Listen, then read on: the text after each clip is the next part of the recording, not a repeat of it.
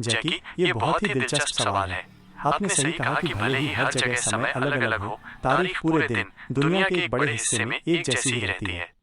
एक तारीख पर एक जैसा समय रखने की व्यवस्था अचानक नहीं हुई, बल्कि इसकी शुरुआत 19वीं सदी के अंत में हुई थी, खासकर रेलवे के विकास के कारण।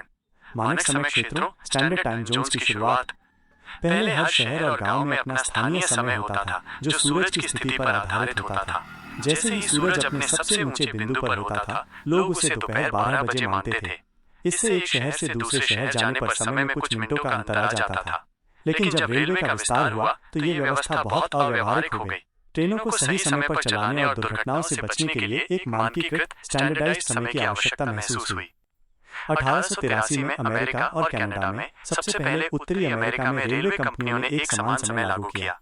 18 नवंबर 1883 को उन्होंने पूरे महाद्वीप को 4 समय क्षेत्रों में विभाजित कर दिया। ये पहली बड़ी और सफल कोशिश थी जिसने पूरे क्षेत्र में एक ही मानक समय की शुरुआत की।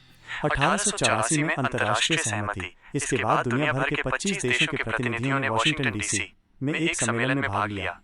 इस सम्मेलन में ग्रीनविच मीन टाइम (GMT) को दुनिया का प्राथमिक या शून्य समय क्षेत्र (0 आवर टाइम जोन) घोषित किया गया। ये वो बिंदु था जहां से दुनिया के बाकी समय क्षेत्रों की गणना की जाती है।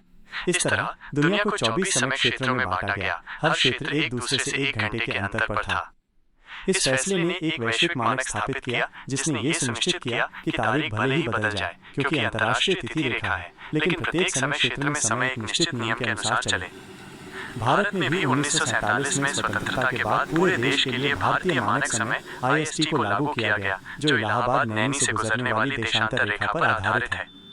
आजकल हम समन्वित वैश्विक समय कोऑर्डिनेटेड यूनिवर्सल टाइम (UTC) का उपयोग करते हैं, जो GMT का अधिक आधुनिक और सटीक रूप है। ये समय परमाणु घड़ियों से मापा जाता है।